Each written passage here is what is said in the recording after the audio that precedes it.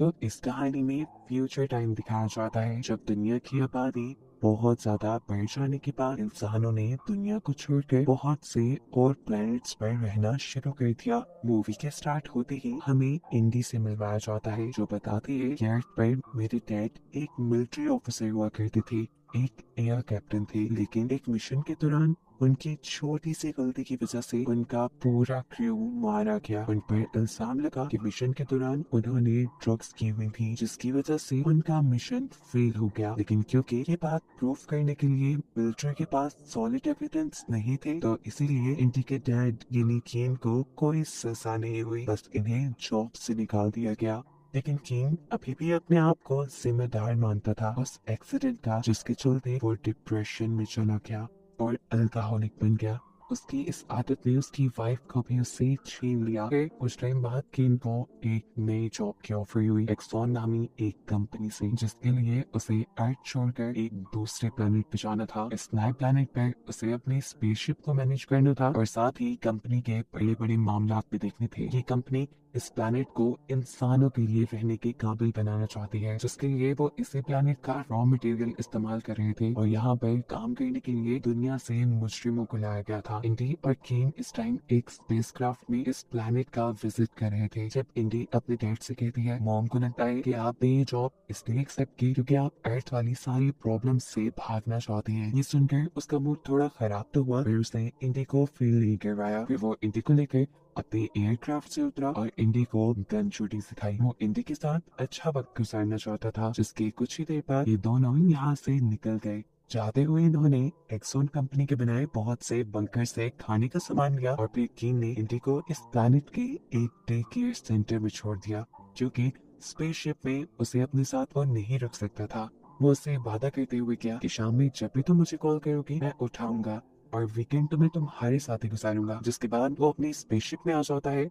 अब इसी अंधेरी रात में हमें बाहर प्लैनेट का एक सीन दिखाया जाता है जहाँ पर बड़े बड़े मॉन्स्टर्स गुर्रा रहे थे। दूसरी तरफ इसी प्लैनेट पर ही जेलर अपने हेडक्वार्टर को खबर देता है कि गलती से उनकी जेल में से अजीब सी क्रिएचर्स आजाद हो गई है और साथ में कैदी भी। असल में वो क्रिएचर्स कैदियों पर हमला कर रहे थे, ऐसे कैदी भी इन्फेक्टेड होकर उन जैसे ही बनते जा रहे थे और अफरा तफरी में ये सब आजाद हो गए। साफ मतलब था कि अब इन मॉन्स्टर्स की तादाद खतरनाक हद तक बढ़ जाएगी। अगली सुबह जब किंग अपनी स्पेसशिप में उठा तो उसे बहुत सारे मैसेजेस मिले, जिसमें से उसकी बेटी के भी कई मैसेजेस थे जिन्हें किंग सुनने लग जाता है। इंडी बाहर आउटिंग पर जाने की परमिशन मांग रही थी। इससे पहले कि किंग अपना मैसेज रिकॉर्ड कर पाता कम्युनिकेशन सिस्टम ब्लॉक हो जाता है। इसी स्पेसशिप के एक दूसरे कंपार्टमेंट में हम कंपनी की ऑनर यानी किंग की बॉस लिनक्स से मिलते हैं, जो एक कर्नल को अपने पास बुलाकर उनके प्लेनेट पर रात में होने वाले हादसे के बारे में बताती है जब जेल में से एक मॉन्स्टर ने आजाद होकर और भी कैदियों को इन्फेक्टेड कर दिया था। ये सुनकर कर्नल के भी होश उड़ गए। वो जानते थे कि इसका नतीजा क्या हो सकता है, इसीलिए वो ये बात प्लेनेट पर मौजूद सभी लोगों को बताने का मशवरा देती है लिनक्स को, ताकि लोग अपनी हिफाजत कर सके। लेकिन लिनक्स तो उसकी बात मानने को तैयार ही नहीं थी क्योंकि ये सब उसी की गलती का नतीजा था। वो कहती है कि हमने अगर सच सबको बता दिया तो इलीगली इंसानों को मॉन्स्टर बनाने के जुर्म में हम पकड़े जाएंगे। अब वो कुछ सोचते हुए कंपनी के सभी सीनियर्स की मीटिंग रखते हैं जिसमें किंग भी था। सभी लोगों से अपना झूठ छुपाते हुए वो कहते हैं कि प्लेनेट पर जल्द ही हमें इमरजेंसी लगानी होगी क्योंकि बहुत से कैदी रात में जेल से भाग चुके हैं जो किसी अजीब से वायरस का शिकार थे। ऐसे में वो खुद भी मॉन्स्टर बन रहे हैं और दूसरे लोगों को भी इन्फेक्टेड करके अपने जैसा बना रहे हैं। सभी लोगों की जानें खतरे में थी, इसलिए अब उसने फैसला किया था कि अगर सूरत हाल 23 घंटे के अंदर अंदर कंट्रोल में नहीं आती तो वो फौरन एक बड़े ब्लास्ट के जरिए इस प्लैनेट को तबाह कर देंगे। ये सुनकर यहाँ खड़े हुए सभी लोग पैनिक हो गए, लेकिन उसने सबसे कहा आप लोगों को टेंशन लेने की जरूरत नहीं, आप लोगों को वक्त पर रेस्क्यू कर लिया जाएगा। परेशान किंग सबसे पहले अपने कैबिन में जाता है ताकि वो अपनी बेटी से कांटेक्ट कर पाए, लेकिन सिग्नल्स अभी भी डाउन थे। इतने में ही उसके रूम में कर्नल आते हैं जो काफी घबराए हुए लग रहे थे। किंग ने पहले उन्हें काम डाउन किया और फिर पूछा क्या बात है। तब कर्नल ने बताया कि लिनक्स हम सबको धोखा दे रही है। रात जो कैदी जेल से भागे हैं वो लोग किसी भी वायरस से इन्फेक्टेड नहीं है। सच तो ये है कि लिनक्स खुद मॉन्स्टर क्रिएचर बनाने के लिए एक्सपेरिमेंट्स कर रही थी, जो अब तैयार भी हो गए, लेकिन वो उसके कंट्रोल में नहीं आ सके और ऐसे सबकी जानें खतरे में आ गई। और अब ये सभी मॉन्स्टर प्लैनेट के कैपिटल की तरफ जा रहे थे, जहाँ पर लोग पहले से रहने लगे थे। वहाँ पे बहुत सारे लोग थे, सबकी जानें शदीद खतरे में थी। इससे भी ज्यादा डरा देने वाली बात ये थी कि ये मॉन्स्टर जिस इंसान को भी इन्फेक्टेड करते वो खुद भी मॉन्स्टर बन जाता। इसीलिए लिनक्स ने बॉम्ब से इस पूरे प्लैनेट को उड़ाने का प्लान कर लिया है। कर्नल यहाँ सिर्फ केन को यही बताने आया था कि तुम्हारी बेटी भी कैपिटल में है, अभी वक्त है तुम उस शहर को बर्बाद होने से पहले अपनी बेटी को बचा लो। केन कर्नल की बात मानते हुए बिना वक्त जाए किए कंपनी का ही एयरक्राफ्ट चुराता है और अपनी बेटी को बचाने के लिए निकल जाता है। उसे पकड़ने के लिए लिनक्स ने उसकी बहुत से और भी बहुत से लोगों को उसके पीछे भेजा, जिन्होंने उसके एयरक्राफ्ट पे हमले भी किए, लेकिन किसी तरह कीन वहां से निकलने में कामयाब हो गया। पर बदकिस्मती से उसका एयरक्राफ्ट अब डैमेज हो गया था।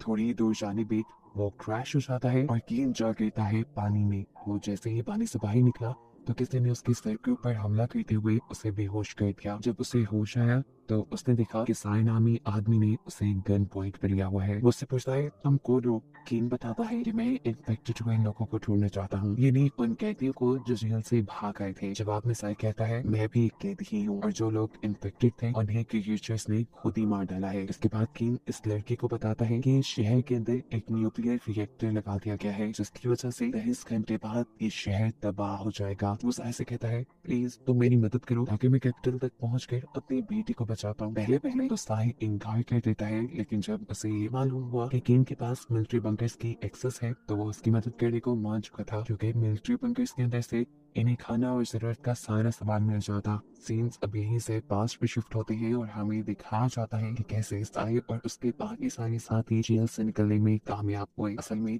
ये पूरा का पूरा प्लान साय का ही था। उनके साथ जेल में बहुत ज्यादा होती थी, उनसे बहुत काम करवाया जाता था और बदले में खाना भी कम दिया जाता था। साय ने अपने साथियों से कहा कि हम इस जानवर की जिंदगी से निकल सकते हैं, बस एक छोटा सा प्लान। उसी प्लान के तहत ये लोग आपस में लड़े, जिसकी वजह से सोल्जर्स ने भी अलग-अलग बंद कर दिया। असल में इन छोटे सेल्स के अंदर एक ऐसा सेल भी था जिसके अंदर इमरजेंसी ट्रिगर सिस्टम था।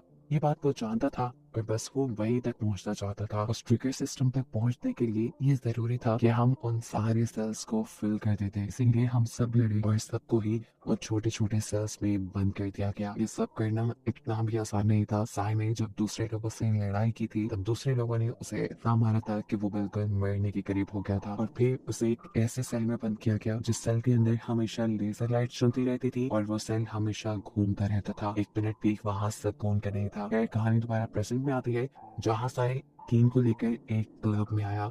असल में कैपिटल सिटी तक पहुंचने के लिए इन्हें एक बस चाहिए थी जो इलीगली इन्हें यहीं से मिल सकती थी। बस के बारे में पूछने पर यहाँ का अटेंडेंट एक कपल की तरफ इशारा करता है जो इस टाइम नशे में धुत थे। इनको देखते ही केन के मुंह से निकलता है डेंजरस। उसे साफ पता था कि ये लोग खतरनाक हैं, लेकिन कोई दूसरा ऑप्शन न होने की वजह से उसके पास जाते हैं और लड़की एकदम से केन के ऊपर ही हमला कर लेती है। उसने बहुत ही आराम से इन दोनों को बताया वो बस कैपिटल सिटी तक जाने के लिए उनका साथ चाहता है, इसके बदले वो उनको $2000 देगा। तो इतने सारे पैसों को सुनकर ये लोग भी मान जाते हैं।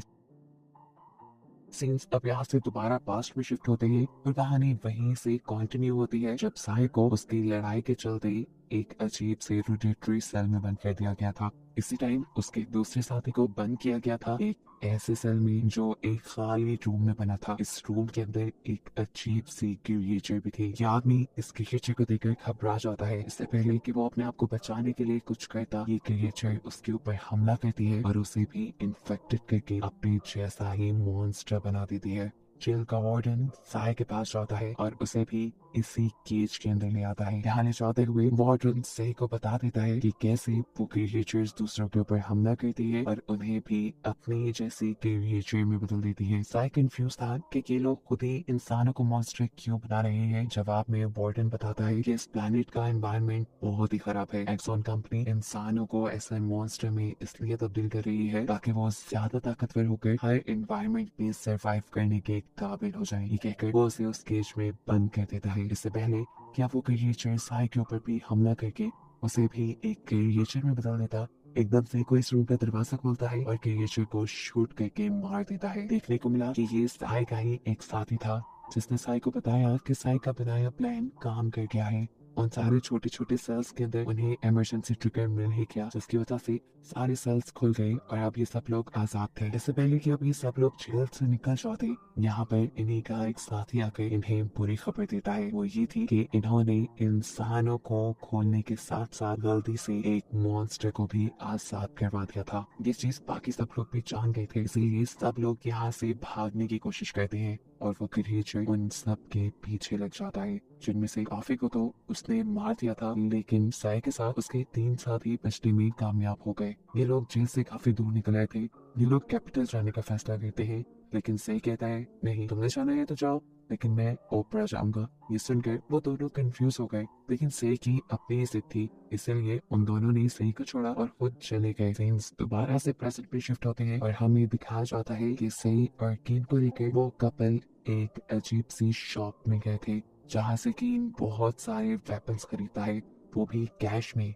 जैसे ही ये लोग वेपन्स लेकर यहाँ से निकलते हैं तो यहाँ पर बहुत ही बड़े बड़े क्रिएचर्स का हमला हो जाता है। यहाँ के जो लोग थे वो अपने बचे कुचे वेपन से उन मॉन्स्टर्स को मारने की कोशिश तो करते हैं, लेकिन पूरी तरह कामयाब नहीं हो पाते, क्योंकि काफी सारे मॉन्स्टर्स को मारने के बाद इनकी गोलियां खत्म हो चुकी थी और फिर बाकी बचे हुए मॉन्स्टर्स ने इन्हें चीर फाड़ कर मार दिया। यहाँ दोबारा हम किंग को देखते हैं, जो कि उस कपल के साथ ड्राइव करते हुए कैपिटल तक पहुंच गए थे। यहाँ हर जगह अफरा तफरी मची हुई थी, लोग इधर उधर भाग रहे थे और वो क्रिएचर्स बुरी तरह इन लोगों के ऊपर हमला कर रहे थे। ये सब लोग अपनी बस को किसी तरह क्रिएचर्स से बचाते हुए उस बिल्डिंग के पास पहुंच जाते हैं जहाँ पर इंडी थी। दोनों कपल अपनी बस के पास रुके थे और गन्स के जरिए क्रिएचर्स को मार रहे थे ताकि कीन का काम आसान हो जाए। कीन जब ऊपर पहुंचता है तो देखता है कि उसकी बेटी की बेबी सिटर मारे जा चुके हैं। ये सब उसे डरा चुका था। उसे लग रहा था कि शायद अब उसने अपनी बेटी को भी खो दिया, लेकिन उसी सेकंड एकदम से अलमारी खुली और उसमें से उसे इंडी सही सलामत मिल गई। इंडी ने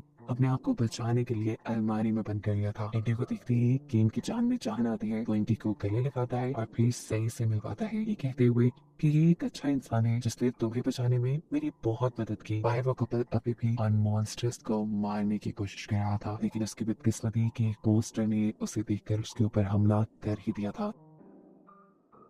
कि देखकर उसकी वाइफ परेशान हो जाती है। वो उसे खींचकर बस के अंदर लेकर आई, लेकिन अब ये लड़का जान चुका था कि वो जिंदा नहीं बचेगा। वो अपनी वाइफ को आखिरी बार किस करता है और मर जाता है। दूसरी तरफ बिल्डिंग के अंदर से और कीन अपनी बेटी को लेकर निकलने की कोशिश में थे, लेकिन वो देखते हैं कि उनके बाहर जाने के सारे रास्ते मॉन्स्टर्स ने ब्लॉक किए हुए हैं। तभी एकदम से कीन को एक आइडिया आता है। वो उन दोनों को लेकर जाता है छत पे और वहाँ से बस के ऊपर जंप कर देता है। बस की रूफ फॉल से जब ये लोग बस के अंदर आए तो उस आदमी को मारा देखकर इन्हें बहुत दुख हुआ। जल्द ही अब इन्हें यहाँ से बचकर निकलना था। बस ड्राइव करते हुए ये लोग आगे आ गए। अब ये लोग एक मिलिट्री बंकर के पास थे, क्योंकि इन्हें बहुत सा जरूरत का सामान चाहिए था जो मिलिट्री बंकर से ही मिल सकता था। इस चीज की खबर लिनक्स को भी हो जाती है कि एक बस उनके बंकर तक पहुंच रही है, इसलिए वो अपने आदमियों को ऑर्डर देती है कि उस बस को किसी तरह रोको, नहीं तो तबाह कर दो। इस हमले की वजह से ये सब लोग पैनिक हो चुके थे। लैंडिंग के गेट के पास ज्यादा कुछ नहीं था, इसीलिए ये लोग चुपचाप बस की फ्लोर पे लेट जाते हैं ताकि काफी हद तक वो इस हमले से महफूज रह सके। इस हमले के बावजूद भी वो लड़की बस को चलाती रहती है, लेकिन फिर अगला होने वाला हमला इस बस को भी रोक देता है। ये लोग एक बंकर के करीब आ चुके थे। साय ने पीछे मुड़कर देखा तो वो शौक ने किया ये देखकर कि कीन और वो लड़की दोनों ही मारे जा चुके हैं। ऊपर एयरक्राफ्ट से होने वाले हमले अभी भी रुक नहीं रहे थे। अब साय अपने आप को और इंडी को बचाने के लिए जल्दी से एक केव में ले जाता है। असल में केव ही मिलिट्री बंकर थी, उन लोगों का शेल्टर थी। इसका कोड इंडी को इस वजह से पता था क्योंकि वो पहले भी अपने डैड के साथ यहाँ आ चुकी थी। ये लोग कोड लगाते हैं और यहाँ का दरवाजा खुल जाता है। ये दोनों बिना वक्त जाए के इसके अंदर जाने वाले थे, लेकिन इनकी बदकिस्मती इनके पीछे एक मॉन्स्टर पड़ गया जिसने साय के ऊपर हमला भी कर दिया। साय जानता था कि अब वो इन्फेक्टेड हो जाएगा, लेकिन फिर भी उसने इंडी को बचाने के लिए इस मॉन्स्टर को अपने से दूर किया और खुद इंडी को लेकर सेफली इस रूम तक आ गया। वो इंडी से कहता है तुम सेफ हो, लेकिन मैं अब जल्दी एक मॉन्स्टर बन जाऊंगा, तुम यहाँ से दूर चली जाओ। देखो तुम्हारे आगे पूरी जिंदगी है। लेकिन इंडी अब सही को छोड़ के नहीं जाती। वो रोते हुए उससे बात करने लगती है, लेकिन इसी दौरान उसकी बॉडी भी म्यूटेट होना शुरू हो गई। कहानी एकदम से दोबारा फ्लैशबैक में जाती है और हमें 2 साल पहले का वक्त दिखाया जाता है जब साय अर्थ पे एक डॉक्टर था। उस दिन हॉस्पिटल में एक इमरजेंसी केस आया। एक प्रेग्नेंट लेडी का एक्सीडेंट हुआ था डॉक्टर्स उसकी बेटी को तो नहीं बचा पाए, लेकिन उसे बचाने की कोशिश की जा रही थी। उसे बचाने के लिए इमरजेंसी में ही साई को ऑपरेशन थिएटर में बुलाया गया और वहां जाकर उसने देखा कि वो औरत कोई और नहीं बल्कि उसकी वाइफ थी। जिस देखते ही वो इमोशनल हो गया। उसकी वाइफ उसे अपने साथ रहने को कह रही थी। साई भी खड़ा हुआ था, लेकिन फिर उसकी वाइफ ही चली गई, उसकी मौत हो गई। और इस हादसे से साई पूरी तरह टूट गया। वो गुस्से में उस ट्रक ड्राइवर के पास गया जिसने उसकी वाइफ का ये हाल किया था और जाकर उसका मर्डर कर दिया। इसी वजह से वो जेल में था और फिर जेल से उसे इस प्लेनेट पे शिफ्ट कर दिया गया। सीन्स अब दोबारा प्रेजेंट में शिफ्ट होते हैं जब इस प्लेनेट को उस न्यूक्लियर रिएक्टर से तबाह कर दिया गया है। इस सब के पूरे 2 साल बाद यहाँ एक और टीम आती है। जो टीम उस बंकर को भी चेक करने के लिए उसके पास आती है, जिसके अंदर इंडी और साई थे। साई इस टाइम कम्प्लीटली एक मॉन्स्टर बन चुका था। एक इन्वेस्टिगेटर को तो वो मार भी देता है, लेकिन फिर एक लेडी को नहीं मारता। हमें मालूम हुआ है कि इस टाइम ये लोग स्पेस सूट में इसलिए है कि पहले जो ब्लास्ट यहाँ पे हुआ था उसकी वजह से ये प्लेनेट इंसानों के रहने के काबिल नहीं रहा। यहाँ पर जो कोई भी आता है उसे स्पेस सूट में रहना पड़ता है। बिल्कुल ऐसे ही जैसे इंडी भी इस मॉन्स्टर साई के पास आई, उसने भी स्पेस सूट पहना हुआ था। उसने साई के पास खड़ी हुई डरी हुई लड़की से पूछा, यहाँ क्यों आई हो? वो लड़की डरते हुए बताती है, हम इन्वेस्टिगेटर हैं, हम सिर्फ ये देखने आए थे कि यहाँ कोई इंसान तो नहीं है। असल में वो स्पेसशिप जिसका कैप्टन बनकर किंग यहाँ आया था, वो स्पेसशिप वापस अर्थ में ले जाई जा रही थी। ये सुनते ही इंडी के दिल में एक होप जागती है। वो इस औरत को धमकाती है, अगर तुम जिंदा रहना चाहती हो तो फिर हमें उस स्पेसशिप तक लेकर जाओ और तुम ये बात किसी को नहीं बताओगी कि एक मॉन्स्टर भी उस स्पेसशिप के अंदर छुपा हुआ है। असल में वो साई को भी अपने साथ लेकर जाना चाहती थी, क्योंकि साई बाकी मॉन्स्टर जैसा नहीं था। वो किसी के ऊपर हमला नहीं करता था। ना चाहते हुए भी इस औरत को उसकी बात माननी पड़ती है। और कहानी के आखिरी सीन में हमें इंडी और मॉन्स्टर बने साई को एक साथ दिखाया जाता है, जो वापस अपने प्लेनेट अपने घर जाने की एक्साइटमेंट में बहुत खुश थे। दोनों ने एक दूसरे का हाथ पकड़ा हुआ था, जिसको दिखाते हुए ये कहानी यहाँ खत्म हो जाती है।